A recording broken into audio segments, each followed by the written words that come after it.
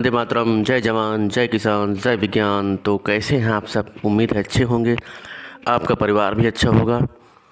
तो यहाँ पर देखिए मैं आपके लिए क्या लाया हूँ, बहुत ही खास, बहुत ही स्पेशल फॉर यू, जो कि सिर्फ़ और सिर्फ आपके लिए है। आप चाहे किसी भी चीज़ की तैयारी कर रहे हो, या यूपीएससी की, यूपीपीएससी की, यूपी टेट की, रेलवे की, बैंक की, एसएससी की, किसी भी चीज़ की तैयारी कर रहे हो, तो ये वीडियो आपके लिए बहुत ही ख़ास स्पेशल होने वाला है। क्योंकि यहाँ पर मैं जो है कवर करूँगा कोशिका जो होती है, इसके सारे जितने भी कॉर्नर हैं वहाँ पर हर जगह मैं टच करूँगा। जितने भी इसके कॉर्नर हैं, जितने भी ऑर्गेनेल्स हैं, जितने भी इसके कोशिकांग हैं, पॉइंट टू पॉइंट मैं इसको क्वेश्चन बना रहा हूँ। उसके जो है ये पार्ट, उसका पार्ट 1 है, ये पार्ट 2 मैं इसके अगले वीडियो में दूंगा। तो यहाँ पर आपको बहुत ध्यान से गौर से देखना है, सिर्फ आपको देखना है बस, और वीडियो को लाइक करना है, सब्सक्राइब करना है और शेयर करना है, बस इतना ही काम करना है आपको।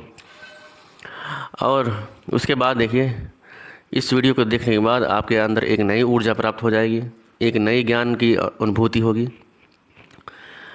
तो आपको सिर्फ क्या करना है, लाइक करना, सब्सक्राइब करना है और इस वीडियो को शेयर करना है। तो चलिए शुरू करते हैं बिना किसी समय गंवाए।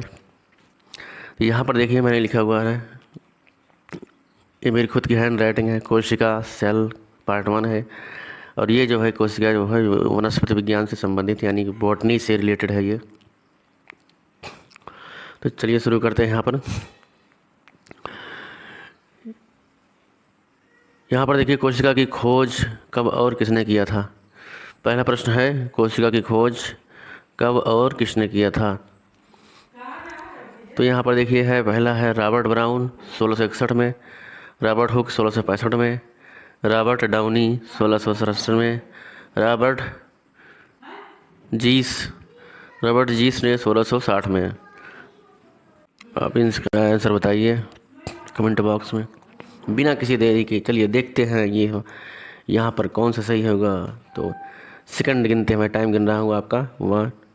1 2 3 4 5। Your time is gone.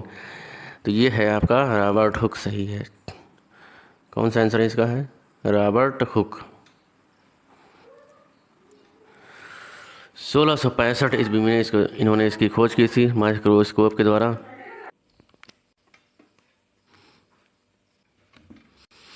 तो चलिए देखिए, कोशिका का सिद्धांत किसने दिया था। कोशिका का सिद्धांत किसने दिया था आपको बताना है। रॉबर्ट हुक ने, स्लाइडन ने, या स्वान ने, या स्लाइडन और स्वान दोनों ने ही। जी हाँ दोस्तों, तो कोशिका का सिद्धांत किसने दिया था?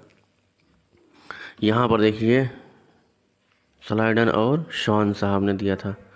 कोशिका का सिद्धांत दिया था स्लाइडन और स्वान साहब ने। तो यहाँ पर उन्होंने दोनों ने कहा था कि जो कोशिकाएं होती हैं वो अपनी मातृ कोशिका से जन्म लेती हैं, यानी कि cells comes from their parental cell. तो उन्होंने ये कहा था, इसलिए इसका ऑप्शन नंबर चौथा सही है। अगला देखिए प्रश्न नंबर 4 है, सबसे छोटी कोशिका का नाम बताइए। हाँ बच्चे बताओ, सबसे छोटी कोशिका का नाम क्या है? जीवाणु है, विषाणु है, या फिर अमीबा है, या फिर माइकोप्लाज्मा है। आपका काउंटडाउन शुरू हो गया। इस बार मैं काउंटडाउन नहीं गिनूंगा, आप स्वयं जान देंगे।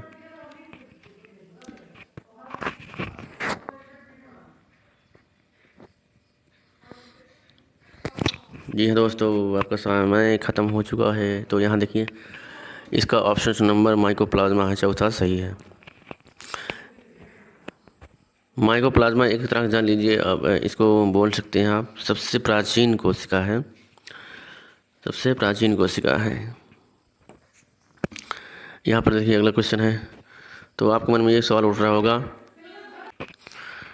आपके दिमाग में ये सवाल उठ रहा होगा कि अगर कोशिका है माइकोप्लाज्मा तो कितनी छोटी है, उसका आकार कैसा, साइज कितना है, लंबाई कितनी है। तो जी हाँ, आपके दिमाग में उपजा हुआ है, ये अगला क्वेश्चन है। देखिए प्रश्न नंबर 5, सबसे छोटी कोशिका का आकार कितना है। सबसे छोटी कोशिका का आकार कितना है? तो यहाँ पर लिखा है, पहला 0.5 मिलीमीटर, दूसरा है 0.1 मीटर नहीं सॉरी माइक्रॉन है ये। दूसरा है 0.2 म्यूएम, यानी कि माइक्रोमीटर इसको बोलते हैं।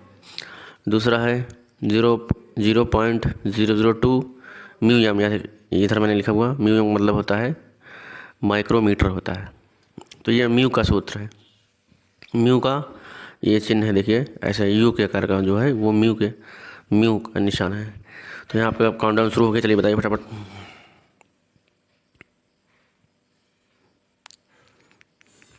मुझे पता था, आपको नहीं पता है इसलिए मैं बता दे रहा हूँ। तो इसका साइज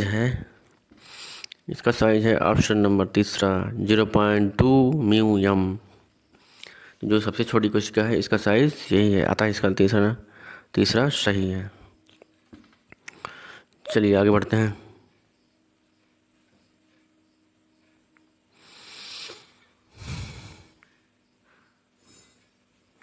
अगला है आपका सबसे छोटी कोशिका की बात हो चुकी है। अब अगला आएंगे हम, सबसे बड़ी कोशिका कौन है, इसको आपको बताना है। तो कवक है, क्या सवाल है, या मुर्गी का अंडा है, या फिर शुतुरमुर्ग का अंडा है। तो जी हाँ दोस्तों, यहाँ पर आंसर नंबर इसका कौन सा सही है, शुतुरमुर्ग का अंडा। या जी हाँ दोस्तों, शुतुरमुर्ग का अंडा जो होता है सबसे बड़ी कोशिका होती है। तो यहाँ पर किसका ऑप्शन सही है, शुतुरमुर्ग का अंडा। चलिए देखते हैं।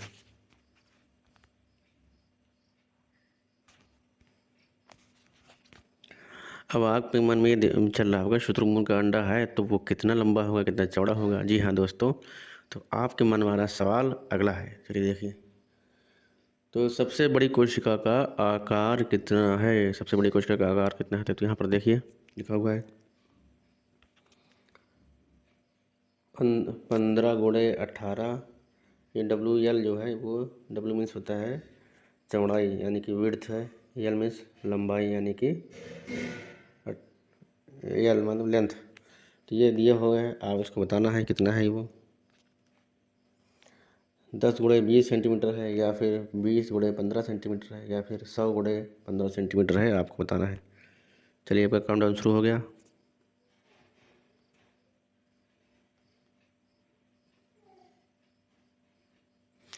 जी हाँ, मुझे पता था नहीं आता, आपको नहीं आ रहा है। तो ये देखिए ऑप्शन नंबर इसका पहला सही है, 15 × 18 सेंटीमीटर। तो इसकी 15 जो होती है सेंटीमीटर चौड़ाई होती है और लंबाई होती है 18 सेंटीमीटर। जी हाँ दोस्तों, तो ऑप्शन नंबर पहला सही है।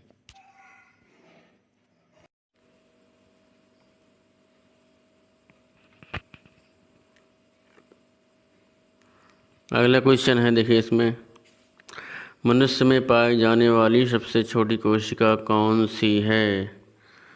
तो मनुष्य में पाई जाने वाली सबसे छोटी कोशिका कौन सी है, इसको बताना है आपको। तो इसका पहला ऑप्शन है आँख की कोशिका, दूसरा है जिगर की कोशिका, तीसरा है मनुष्य का शुक्राणु, चौथा है चींटी का अंडा। तो यहाँ आपको बताना है सबसे छोटी कोशिका कौन सी है। चलिए आपका समय शुरू हो गया।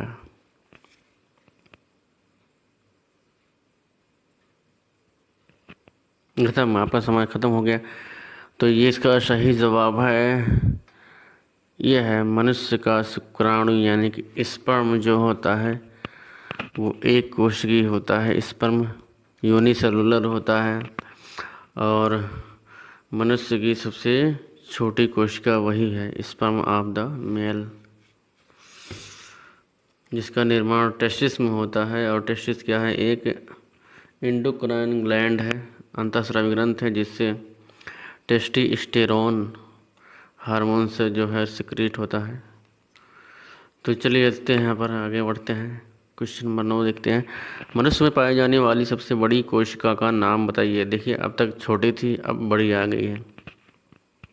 तो यहाँ पर देखिए ऑप्शन है इसके, तंत्रिका कोशिका, लीवर कोशिका यानी यकृत की, तीसरा है अग्नाशय की कोशिका, चौथा है मादा का अंडाणु।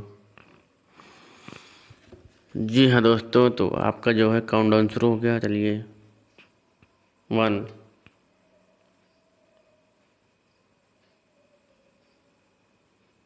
ख़त्म, आपका काउंटडाउन ख़त्म हो गया। तो यहाँ पर देखिए इसका सही आंसर क्या है, ऑप्शन नंबर चौथा है मादा का अंडाणु। ये है आपका चौथा क्वेश्चन है ये। सॉरी, चौथा ऑप्शन ये इसका आपका सही है। तो चलिए देखते हैं अगला वाला। अगला क्वेश्चन है आपका, तो जैसे देखिए, जैसे मैंने बताया था ना, जो मनुष्य का शुक्राणु होता है वो कहाँ से सिक्रीट होता है, ठीक उसी प्रकार से जो फीमेल के जो ओवम होता है वो भी सिक्रीट होता है। कहाँ से? फीमेल के जो क्या बोलते हैं गर्भाशय होता है, तो उसमें से वो होता है अंडाशय जो होता है, उसी में से जो है इस अंडाणु का निर्माण होता है। और ये अंडाशय से ये हार्मोन्स निकलता है, फीमेल हार्मोन्स निकलता है जिसका नाम है एस्ट्रोजन। तो एस्ट्रोजन हार्मोन सिक्रेट होता है वहाँ से, तो फिर इस अंडाणु का निर्माण होता है। तो ये मादा का अंडाणु क्या है? ये यूनिसेलुलर है, सबसे छोटी सबसे बड़ी कोशिका होती है मनुष्य के अंदर। तो चलिए अगला देखते हैं।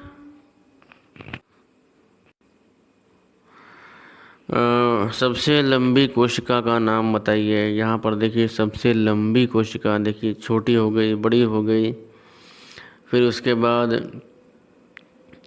मनुष्य के अंदर छोटी बड़ी हो गई। अब देखिए ओवरऑल देखते हैं सबसे लंबी कोशिका कौन है। सबसे लंबी कोशिका का नाम बताइए। तो इसका ऑप्शन है शैवाल, लैमिनेरिया, मनुष्य की तंत्रिका कोशिका, या फिर समुद्री सलाद। ये जान लीजिए समुद्री सलाद कोई सलाद नहीं है, यहाँ पर एक प्रकार का शैवाल है जिसको समुद्री सलाद के नाम से जाना जाता है।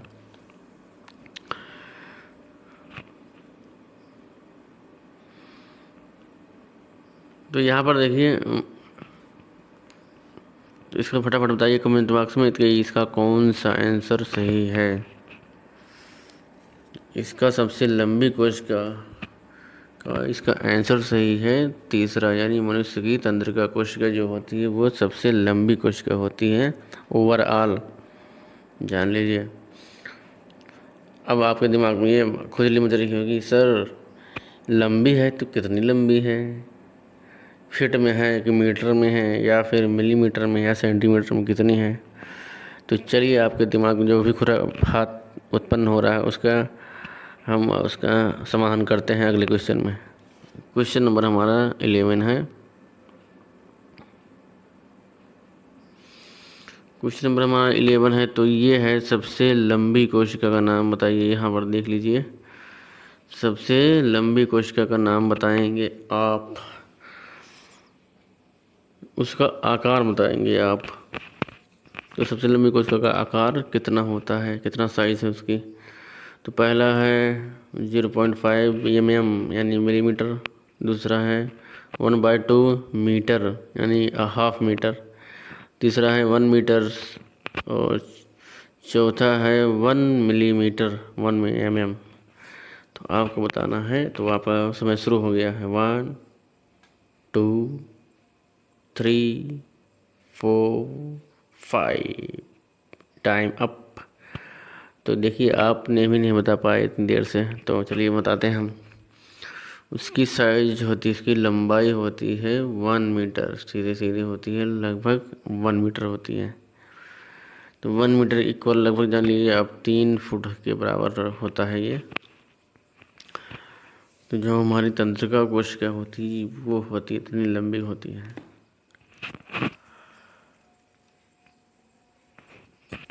चलिए अगले देखते हैं। क्वेश्चन नंबर 12 है, किसकी कोशिका में कोशिका विभाजन नहीं होता, सेल डिवीज़न जो होता है इसमें नहीं होता। यानी ऐसा कौन सा अंग है जिसकी कोशिकाओं में कोशिका विभाजन नहीं होता। यानी बहुत ही महत्वपूर्ण क्वेश्चन है ये आपके लिए। यहाँ पर मैं लिख देता हूँ very important, very important question है ये, जान लीजिए। तो यहाँ पर देखिए किस अंग की कोशिका में कोशिका विभाजन नहीं होता, यानी सेल डिवीज़न नहीं होता किसमें। तो यहाँ पर देखिए यकृत की कोशिका है, या मस्तिष्क कोशिका है, या फिर अग्नाशय की कोशिका, या फिर फेफड़े की कोशिका है। तो चलिए बताइए, आपका फटाफट कमेंट बॉक्स में इसका जवाब लिखिए। चलिए, मुझे पता था आपको नहीं पता है, चलिए हम बता देता हूँ। तो यहाँ पर जो है इसका ऑप्शन नंबर दूसरा सही है, मस्तिष्क की कोशिका। कौन सा है ये? मस्तिष्क यानी कि ब्रेन। ब्रेन के जो सेल्स होते हैं उसमें जो है सेल डिवीज़न नहीं होता है। तो जो ब्रेन का होता है हमारा, वो 90% ब्रेन सेल होता है और 10% क्या होता है, गिलियल सेल होता है, गिलियल सेल। ठीक है। तो यहाँ पे जो 90% होता है वो न्यूरॉन्स इसमें पाए जाते हैं, जो न्यूरॉन सेल होते हैं वो पाए जाते हैं। बाकी 10% इसमें होता है गिलियल सेल होता है। अगर डिवीज़न होता भी तो है तो इसी गिलियल सेल में होता है, इसमें न्यूरॉन में नहीं होता है। अगर बाई द वे किसी को चोट लग गई और न्यूरॉन आपका क्षतिग्रस्त हो गया तो वहीं पर तुरंत वो डेड हो जाएगा, उसको बचने के चांस बहुत ही कम रहते हैं। क्योंकि क्या होता है, जो हम हमारा जो हमको जो चोटें लगती हैं, जो घाव होता है, वो किस कारण भरते हैं? तो वो जो है जब उन कोशिकाओं में सेल डिवीज़न होता है तो सेल डिवीज़न कर करके वो कोशिकाएं घाव से भर जाती हैं। तो चूँकि अब जो है मस्तिष्क कोशिकाओं में सेल डिवीज़न होता नहीं है, इसलिए वो उसका घाव कैसे भरेगा? तो जब अगर चोट लगेगी, जब कभी मान लीजिए किसी को चोट लग जाती है मस्तिष्क में और उसकी कोशिकाओं क्षतिग्रस्त हो जाती हैं, तो जान लीजिए वो तुरंत वहीं पर ख़त्म हो जाएगा, बचने के चांस बहुत ही कम है। चलिए आगे देखिए, अगला क्वेश्चन है आपका।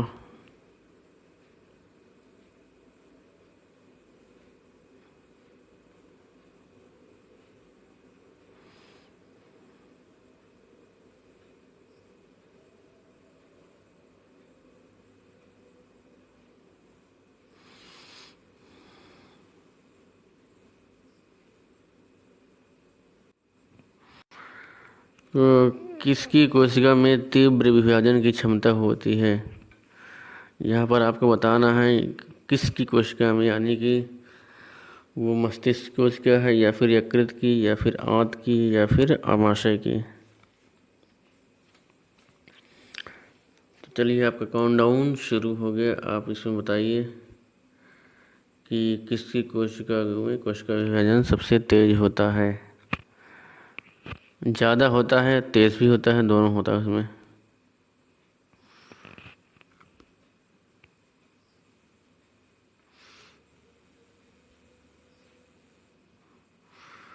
चलिए बताइए फटाफट, आपका टाइम ख़त्म हो गया। तो यहाँ पर है जो लीवर होता है,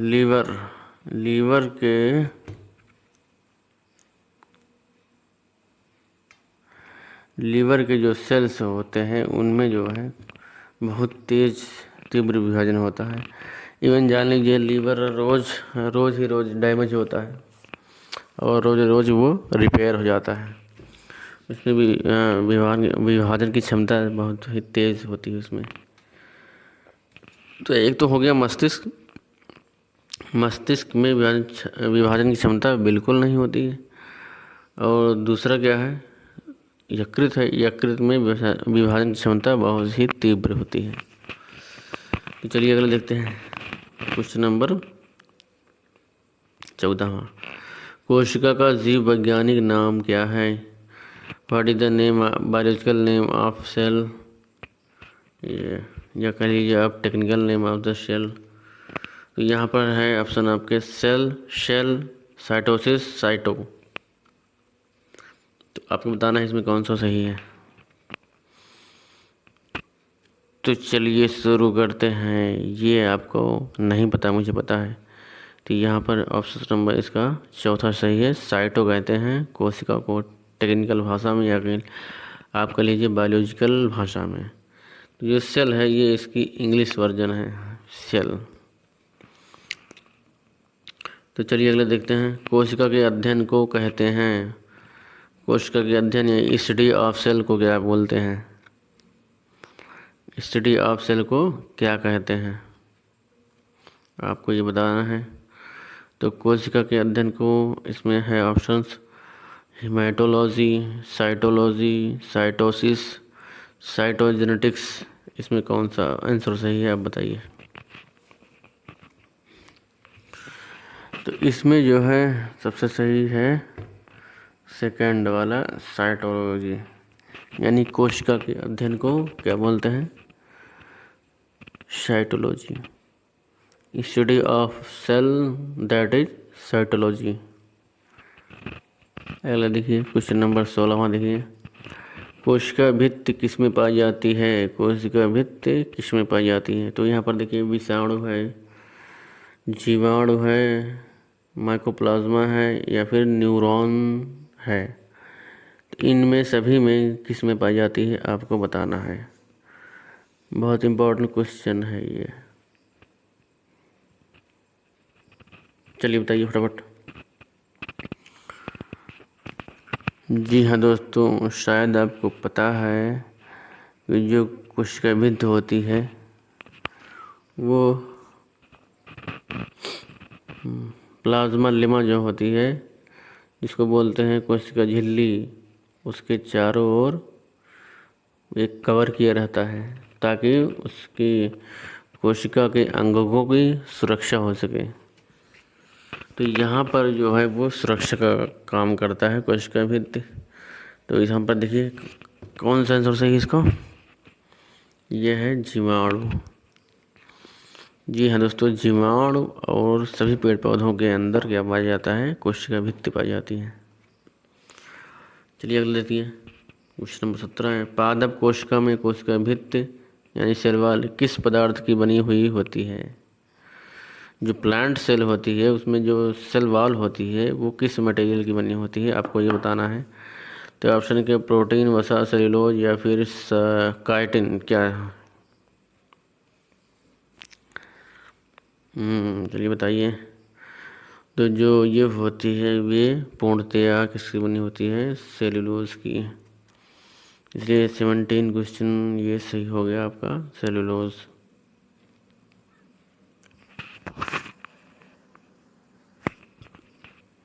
चलिए दोस्तों अगले चलते हैं, आगे बढ़ते हैं। आगे हमारा ये है कि कोशिका में कोशिका भित्ति का प्रमुख कार्य क्या है। यानी कि सीधे सीधे बताइए कि कोशिका भित्ति का क्या कार्य होता है प्रमुख। तो विसरण, परासरण, सुरक्षा प्रदान करना, उपरोक्त सभी। जी है दोस्तों, तो इसमें कौन सा आंसर सही है, उपरोक्त सभी सही है। तो चलिए देखते हैं यहाँ पर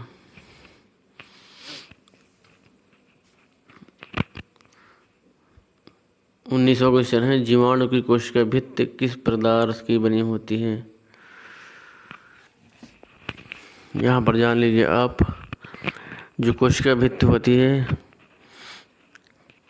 हर प्लांट्स में अलग अलग होती है। जैसे प्लांट में होती है वो सेल्यूलोज की बनी होती है, जीवाणु में जो बैक्टीरिया होते हैं उसमें कुछ और की बनी रहती है, और उसमें कवक में किसी और की बनी होती है। इस तरह से होता है। तो यहाँ पर सबसे पहले आपको बताना है किसकी बनी होती है जीवाणु की कोशिका भित्ति। तो प्रोटीन है कि सेल्यूलोज है या फिर वसा है या फिर पेप्टिडोग्लाइकॉन है, क्या किसकी बनी होती है आपको बताना है, फटाफट बताइए।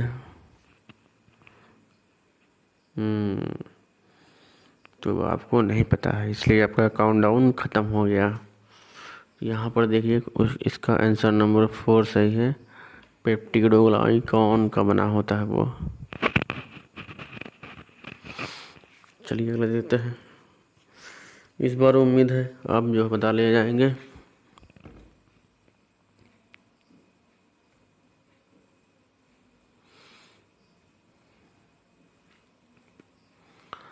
अब आपको बताना है कि कोशिका भित्ति जो होती है वो कवक में किस पदार्थ की बनी होती है।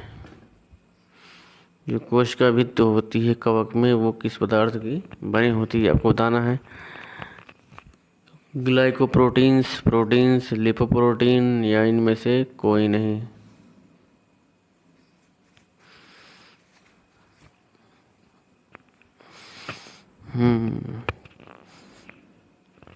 चलिए ठीक है, आपको नहीं पता है, मुझे पता है। तो इसमें सही आंसर क्या है? लिपोप्रोटीन है। इसमें लिपिड और प्रोटीन का मिक्सर होता है, वो उस पदार्थ की बनी होती है। मोस्ट इम्पॉर्टेंट क्वेश्चन है। चलिए अगला देखिए, क्वेश्चन नंबर 21 है, कोशिका झिल्ली किस पदार्थ की बनी होती है? प्रोटीन की, वसा की, या लिपोप्रोटीन की, या फिर इनमें से कोई नहीं?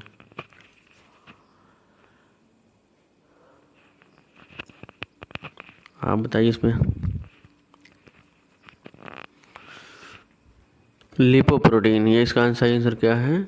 लिपोप्रोटीन की बनी होती है। तो चलिए आगे बढ़ते हैं। क्वेश्चन नंबर 22 है, निम्न में से किसे अर्धपारगम्य झिल्ली कहा जाता है? कोशिका भित्ति, या फिर एंडोप्लाज्मिक रेटिकुलम, या फिर रिक्तिका, या फिर प्लाज्मा झिल्ली? किसको बोला जाता है? Semi permeable membrane. Who is called semi permeable membrane? इसके ऑप्शन है सेल वॉल, एंडोप्लाज्मिक रेटिकुलम, और वैक्यूल, या फिर प्लाज्मा लेमा। क्या चीज़ है? या प्लाज्मा मेम्ब्रेन, या सेल मेम्ब्रेन, बहुत इसका नाम है। चलिए बताइए। तो यहाँ पर आपने गलत आंसर किया है। सही आंसर क्या है इसका? प्लाज्मा झिल्ली है। चलिए आगे बढ़ते हैं।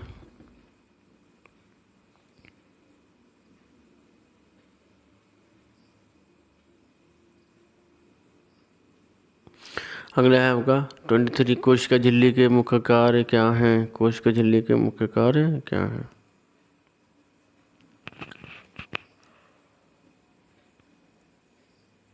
तो इसमें पहला है विसरण, दूसरा है प्रासरण, तीसरा है पदार्थों का चयनात्मक प्रवाह। ओके, या इनमें से कोई नहीं? क्या चीज़ हो सकता है? मोस्ट इम्पोर्टेंट क्वेश्चन यही भी है, आप बताएंगे।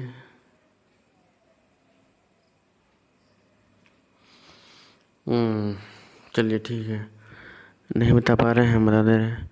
इसका क्वेश्चन नंबर, आंसर नंबर तीसरा सही है, पदार्थों का चयनात्मक प्रवाह। जी हाँ दोस्तों, अब इसका मुख्य कार्य यही है कि बाहर से कौन से पदार्थ अंदर आने चाहिए कोशिका के अंदर, या कोशिका के अंदर के कौन से पदार्थ को बाहर जानी चाहिए, यह निर्धारित कौन करता है? कोशिका झिल्ली यानी सेल मेम्ब्रेन करता है। ठीक है, तो इसलिए इसको क्या बोलते हैं? सेलेक्टिवली परमेबल इसको बोलते हैं।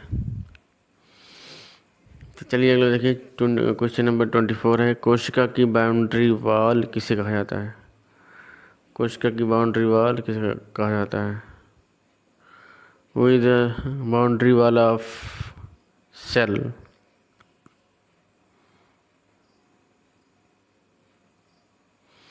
तो आपको बताना है, फटाफट आंसर कीजिए इसका।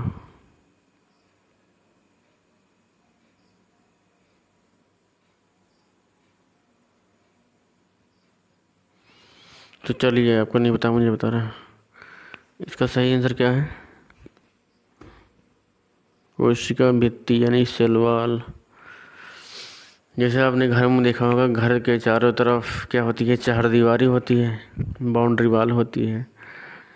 तो यहाँ पर क्या होता है? बाउंड्री वॉल, जहाँ पर गेट होता है, वहाँ पर दो वो रहते हैं गार्ड। तो गार्ड को पता है, या गार्ड को पता है किसको अंदर भेजना है, किसको नहीं अंदर भेजना है। तो ये इसमें होता है। तो अगले चलिए, क्वेश्चन नंबर 25 है, कोशिका में रिक्तिका कहाँ पाई जाती है? कोशिका में रिक्तिका कहाँ पाई जाती है, आपको बताना है। तो केंद्र के पास, या परिधि के पास, या माइटोकॉन्ड्रिया के पास, या इनमें से किसी में से नहीं?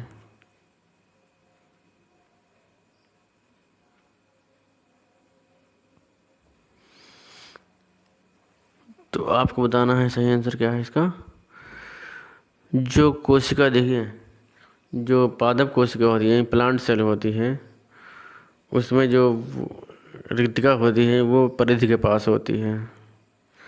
लेकिन जो वो होता है प्लांट एनिमल सेल होता है, उसमें रिक्तिकाएँ जो होती हैं छोटी छोटी होती हैं, वो छोटी होती हैं, तो वो उसी जीव द्रव्य में तैरती रहती हैं। लेकिन माइटोकॉन्ड्रिया क्या होता है, माइटोकॉन्ड्रिया जो होता है, सॉरी माइटोकॉन्ड्रिया नहीं बोलना चाहिए था मुझे। जो रिक्तिका होती है, ये रिक्तिका वो कहाँ पर होती है, परिधि की ओर होती है। तो दोस्तों इस वीडियो में इतना ही आज के लिए, मिलते हैं अगले वीडियो में। वीडियो अगर अच्छा लगा हो तो लाइक कीजिए, शेयर कीजिए और सब्सक्राइब कीजिए, शेयर करना ना भूलिए। तब तक के लिए मिलते हैं अगले वीडियो में। इसका पार्ट नंबर 2 लाने वाला हूँ मैं जल्द। तो तब तक मिलते हैं अगले वीडियो में। जय हिंद, वंदे मातरम।